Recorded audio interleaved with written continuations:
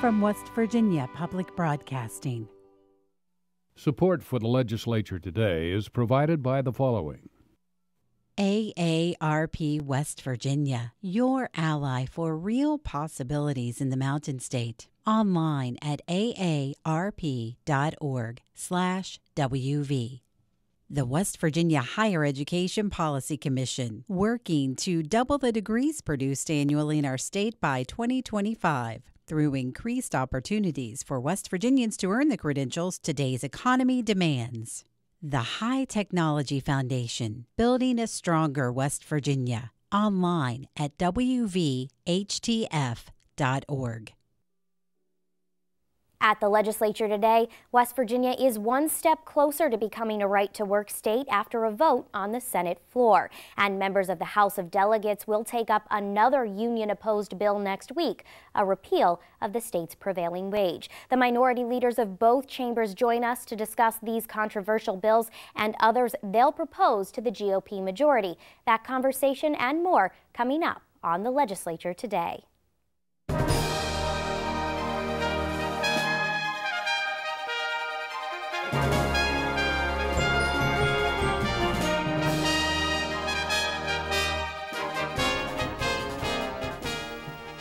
Good evening, I'm Ashton Mara. We start in the Senate tonight, where members spent nearly 2 hours debating a single bill, the West Virginia Workplace Freedom Act. The bill is West Virginia's version of right to work. It would protect workers from being fired for choosing to join or not join a union, but also says those non-union workers cannot be forced to pay fees that unions currently collect to cover the cost of representation they provide in contract negotiations.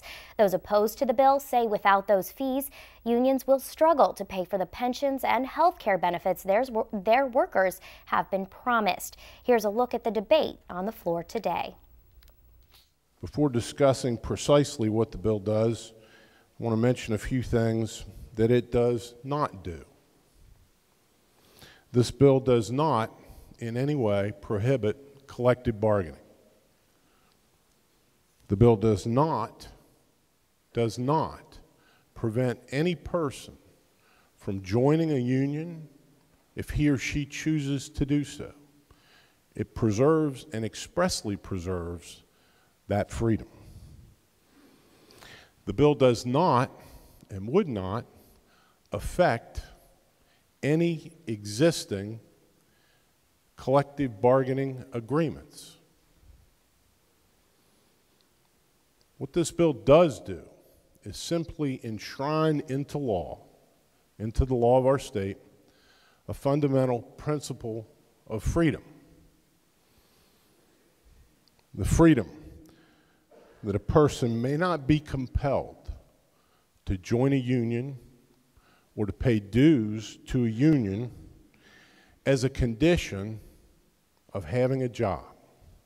Judiciary Chairman said there will be, that the WVU, Pristine University, that report says there will be an uptick in the economy and there will be a lowering of unemployment. Wow, that sounds great to me. You've got my attention.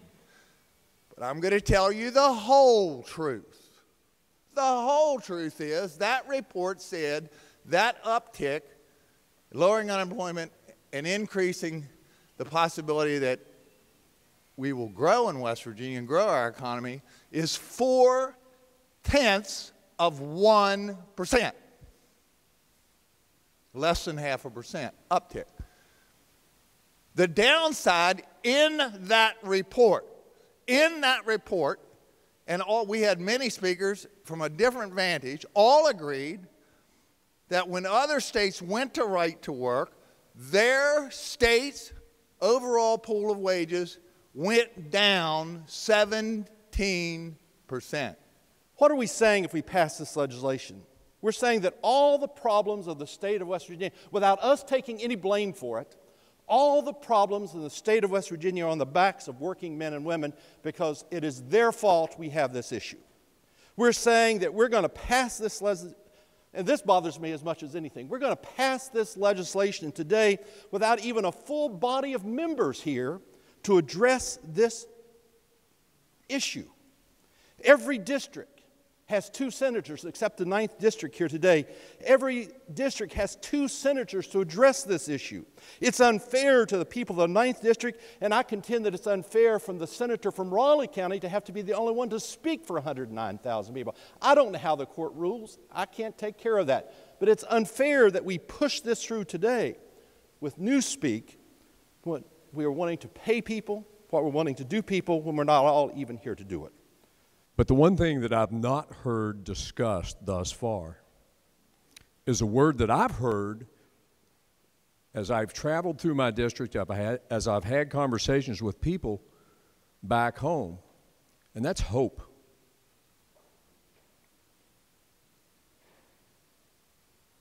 Our people right now are struggling because they feel there is no hope. Our kids feel like there's no hope because there's no jobs. With the decline in our mining industry, the situation that we're having in the northern oil and gas fields, we just have to look around throughout West Virginia. Businesses are closing. Why? Because they feel there's no hope. Change is hard, but change is necessary. Change is necessary now. People who support right to work, they're out working. The free riders are right up there.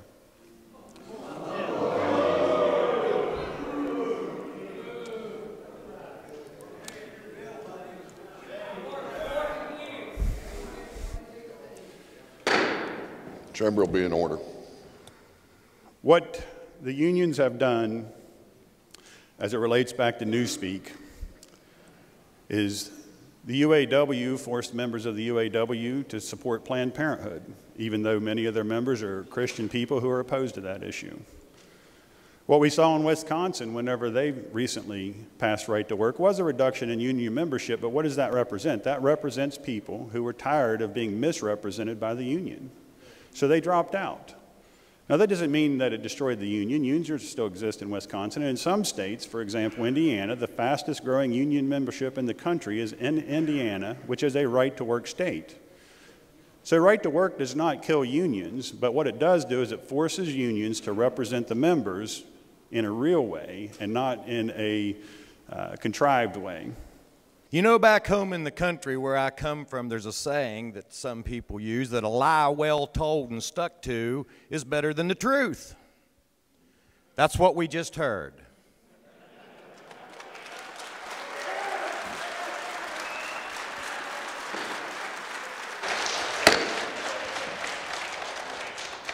As members of this body, shame on any one of us who disrespects the people who come down here to represent what is near and dear to their heart. And I want to apologize to every one of you for that.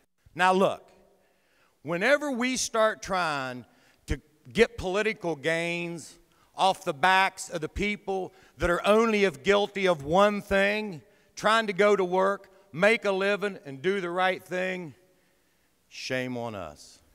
We've lost our real purpose of being here. Our purpose of being here is to represent everybody, to try to make everybody a better lifestyle and life.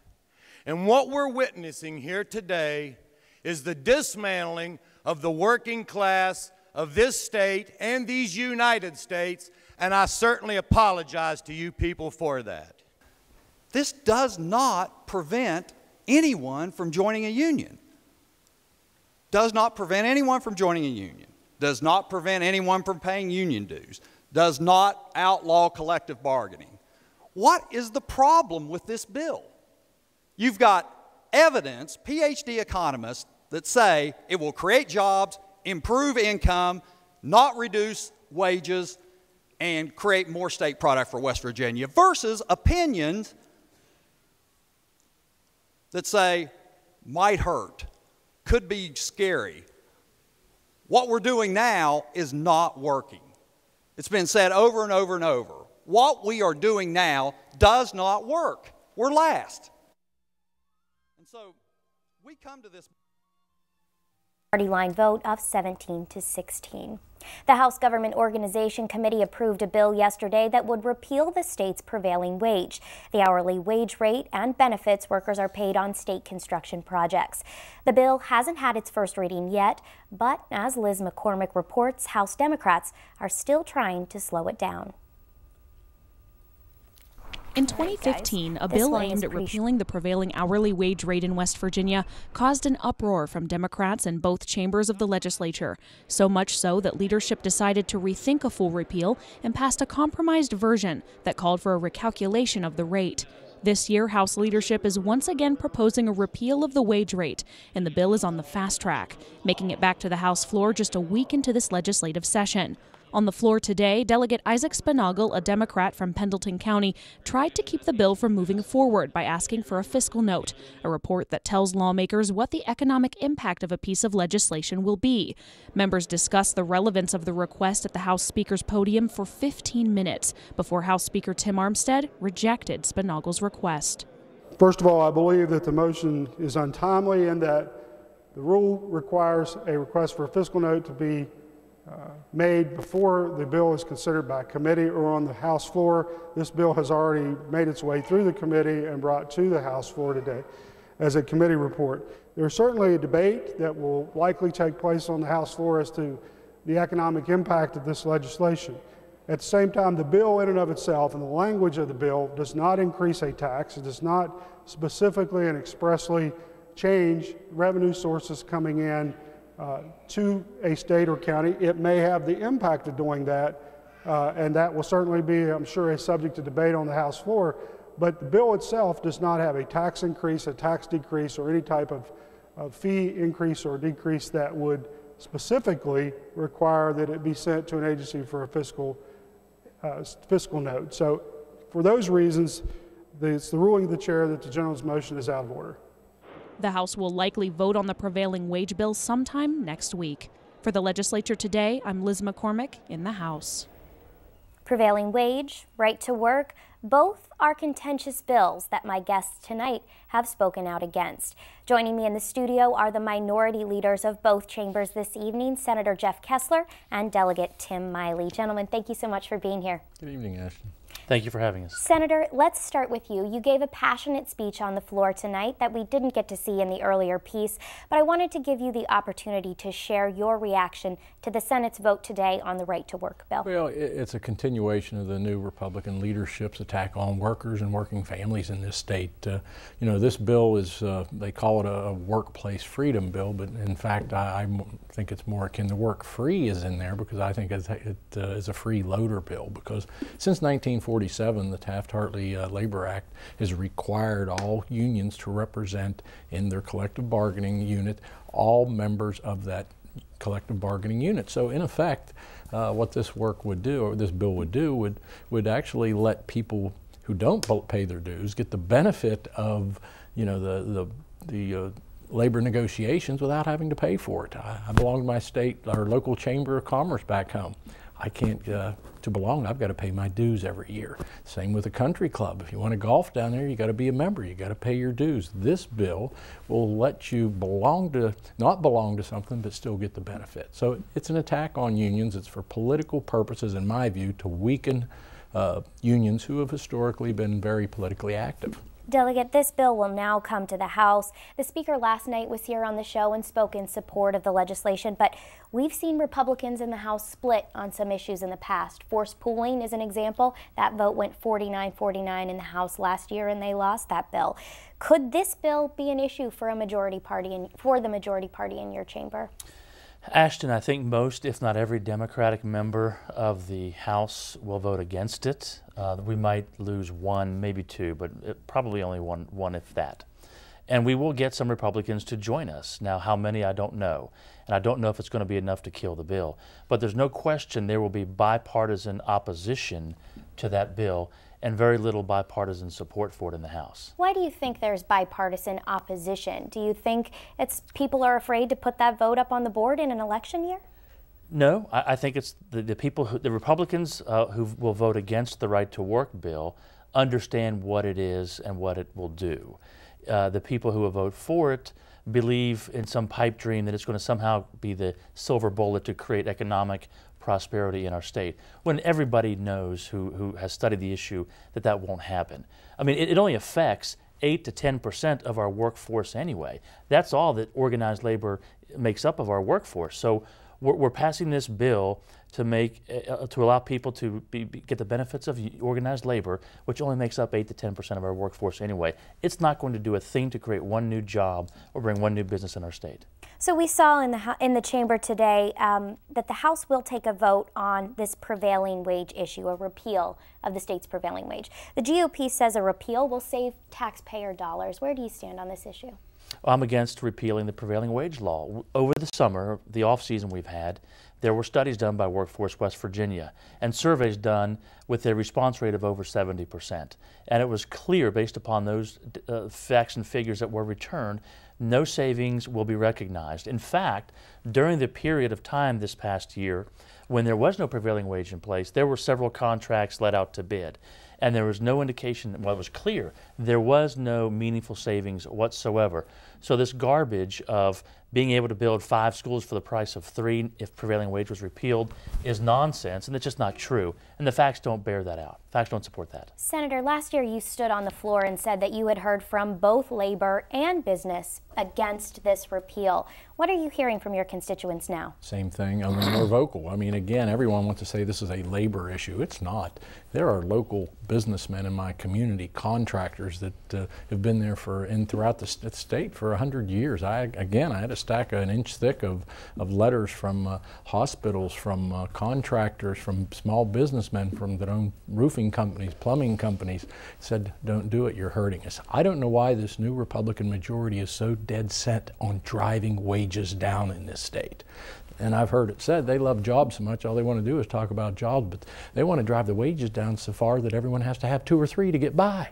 I mean, that's the wrong way to go. We should be spending our time not on divisive issues that is, as the leader mentioned, only affect a small, minute portion of our workforce. We should be working on improving our education system. We should be worried about improving broadband, improving our roads, fixing our roads, improving our workforce participation, things that truly will move our state forward. These divisive issues to just go after a group for political reasons is absolutely not only divisive to the state, it will not move us forward. Let's move on to the budget and talk about the revenue issues that the state is seeing. The governor is calling for some tax increases, a creation of a new tax, an increase to the state tobacco tax to help the state out. Now, Delegate, you said last week the House Democrats support a tobacco tax increase, but one that's larger than what the governor is calling for. Can you tell us about what you all will support in the House? Sure. We will only support a large enough increase in the tobacco tax such that it fully funds the PEIA shortfall.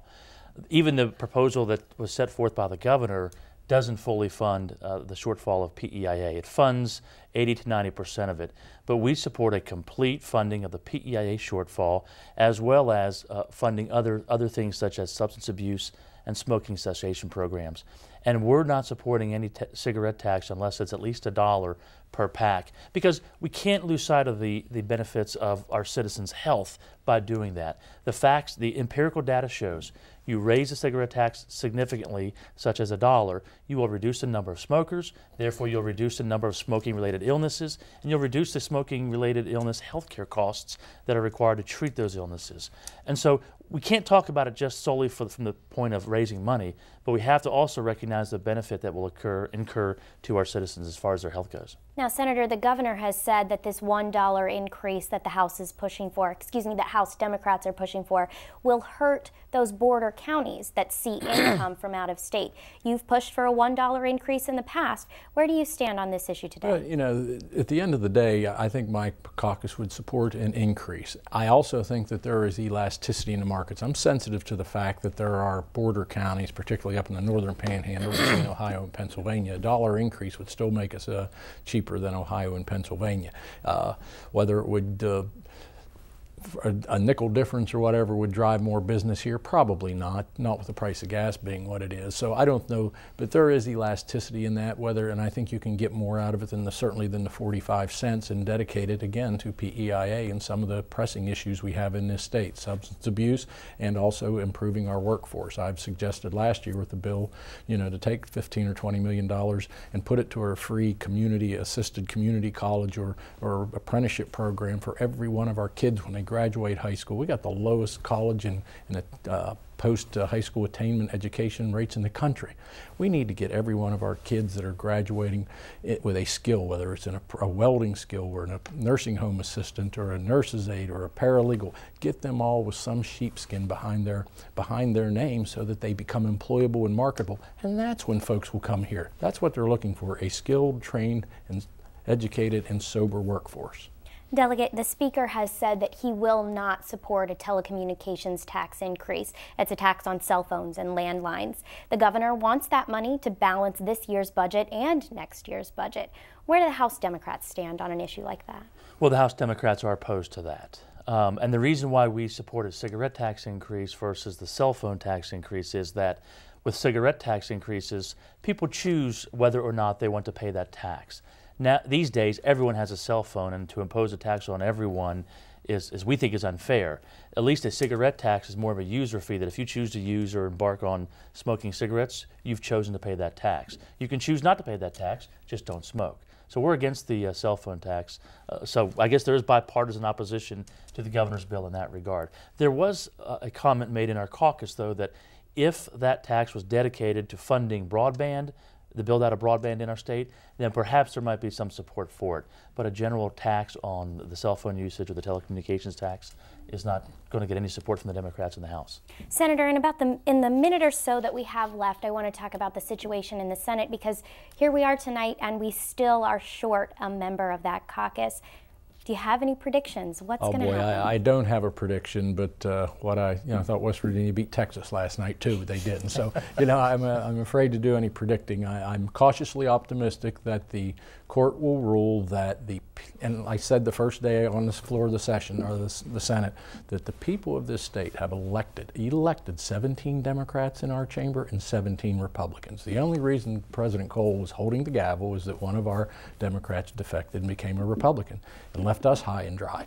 Now he's left them high and dry, and so we're in a situation where we're short a member. So I think the will of the people was that a Democrat was elected to that seat, and that's who should be seated in the chamber to give us a full complement of elected representatives. Senate Minority Leader Jeff Kessler, House Minority Leader Tim Miley, thank you both for being here. Thanks for having us. Happy to come on.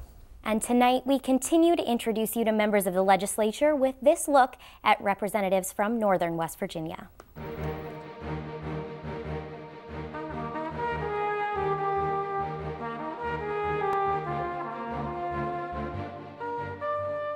Kent Leonhardt is a member of the West Virginia Senate representing the 2nd District.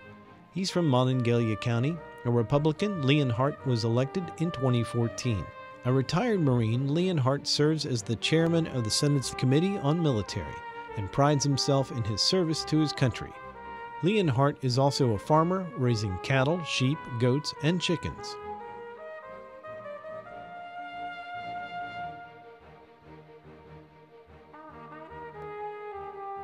William Romine is from Tyler County and represents the state's 6th House of Delegates district. A Republican, Romine was elected in 2000. Delegate Romine is the vice chair of the House Committee on Agriculture. He has also served as a member of the Northern Panhandle Workforce Investment Board and the Doddridge County Economic Development Board.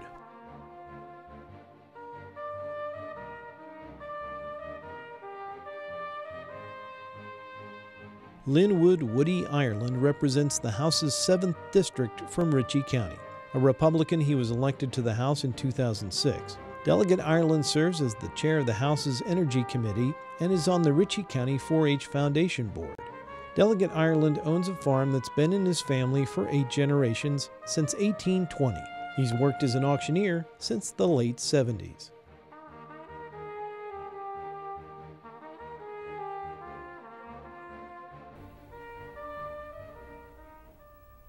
In anticipation of severe weather in the Kanawha Valley, the legislature has decided to meet earlier tomorrow morning, but West Virginia Public Broadcasting will still carry those floor sessions live on the West Virginia channel. Members of the House will gavel in at 9 a.m. tomorrow morning, and the Senate will meet at 10.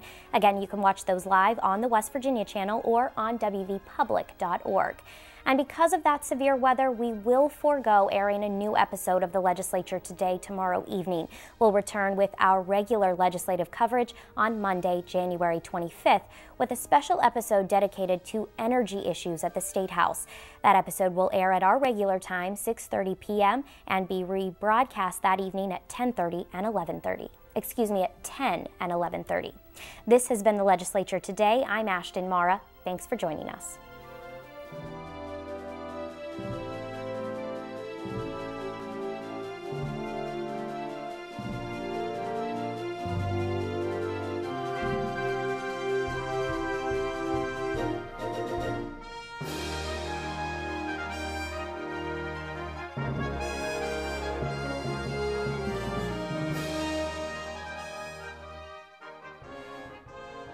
Support for the Legislature Today is provided by the following.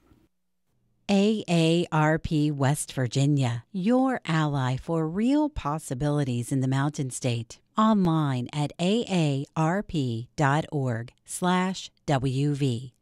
The West Virginia Higher Education Policy Commission, working to double the degrees produced annually in our state by 2025. Through increased opportunities for West Virginians to earn the credentials today's economy demands. The High Technology Foundation, building a stronger West Virginia. Online at wvhtf.org.